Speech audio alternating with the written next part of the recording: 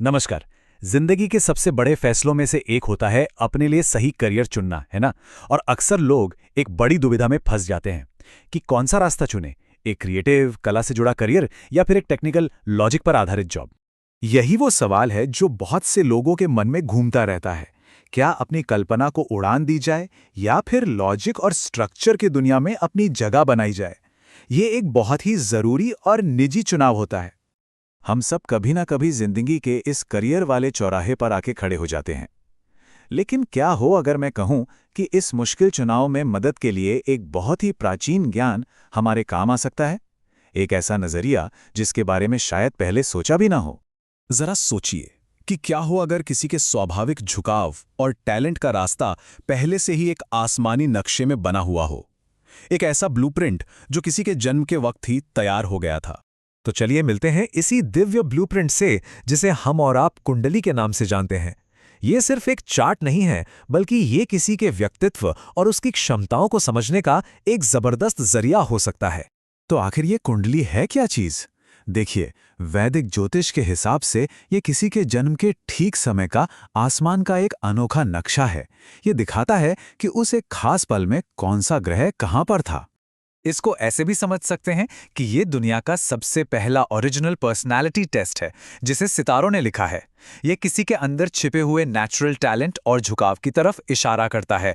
तो चलिए इसमें थोड़ा और गहरे उतरते हैं। तो सबसे पहले उन संकेतों को डिकोड करते हैं जो एक क्रिएटिव या कलात्मक करियर की तरफ इशारा करते हैं। किसी की कुंडली का आर्टिस्टिक ब्लूप्रिंट आखिर क्या कहता है? देखिए, क्रिएटिविटी के लिए कुछ खास ग्रह और घर देखे जाते हैं, जैसे कि शुक्र, जिसे कला और सुंदरता का ग्रह माना जाता है। अगर ये कुंडली में मजबूत हो तो आर्ट की तरफ झुकाव देता है। फिर आता है चंद्रमा, जो हमारे मन और कल्पना को चलाता है।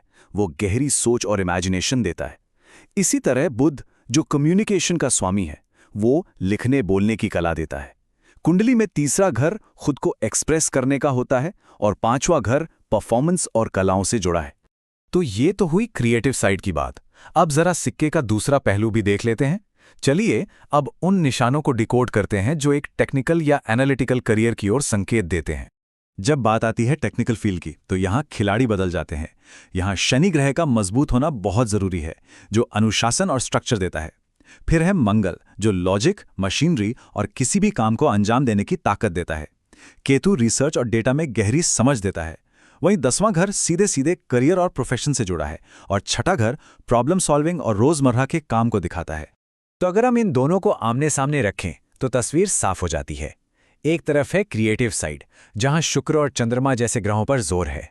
यहां तीसरा और पांचवां घर मजबूत होता है, जो एक्सप्रेशन और कला से जुड़ा है। दूसरी तरफ है टेक्निकल साइड।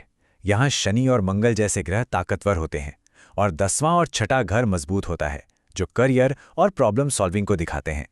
मतलब एक का फोकस भावना और अभिव्यक्ति पर है, तो दूसरे का लॉजिक और स्ट्रक्चर पर। ठीक है, तो हमने क्रिएटिव और टेक्निकल साइड्स देख लीं। पर अब सबसे बड़ा सवाल कि इस ब्लूप्रिंट को पढ़ा कैसे जाए? ये सारे अलग अलग टुकड़े मिलकर एक पूरी तस्वीर कैसे बनाते हैं? चलिए देखते हैं कि ये सब कैसे एक साथ काम करता है। देखिए, इसे समझने का एक बहुत ही सीधा सा तरीका है, बस 3 स्टेप्स में। पहला स्टेप, कुंडली में सबसे मजबूत ग्रहों को पहचानिए। दूसरा स्टेप, ये देखिए कि ये मजबूत ग्रह किन घरों में बैठे हैं। और तीसरा यानी आखिरी स्टेप, अब उस पैटर्न को पकड़ने की कोशिश कीजिए जो उभर कर सामने आ रहा है। क्या झुकाव क्रिएटिविटी की तरफ ज्यादा है या फिर टेक्निकल साइड की तरफ? लेकिन रुकिए, आगे बढ़ने से पहले एक बहुत बहुत जरूरी बात समझनी होगी। ये जो कुंडली है, ये एक गाइड है, कोई पत्थर की लकीर नहीं। असली ताकत हमेशा किसी की अपनी इच्छा और चुनाव में होती है। तो याद रखने वाली सबसे जरूरी बात यह है कि ये ब्लूप्रिंट किसी के नेचुरल झुकाव को दिखाता है, उसकी किस्मत को नहीं। ये बताता है कि कौन से काम किसी के लिए कुदरती तौर पर आसान हो सकते हैं, लेकिन ये उसकी मंजिल तय नहीं करता। एक बहुत पुरानी और गहरी कहावत है जो इस पूरी बात का निचोड़ है। सितारे झुकाव देते हैं, मजबूर नहीं करते। इसका मतलब साफ है, वो एक दिशा सुझा सकते हैं, लेकिन उस रास्ते पर चलना या ना चलना, ये फैसला हमेशा हमारा अपना होता है। तो आखिर में ये सारी बातचीत एक बहुत ही दिलचस्प सवाल पर आकर खत्म होती है। किसी के अपने दिव्य ब्लूप्रिंट में क्या लिखा है? किसी की प्राकृतिक प्रतिभाएं उसे किस दिशा में ले जाने की कोशिश कर रही हैं। इस पर जरूर सोचिएगा।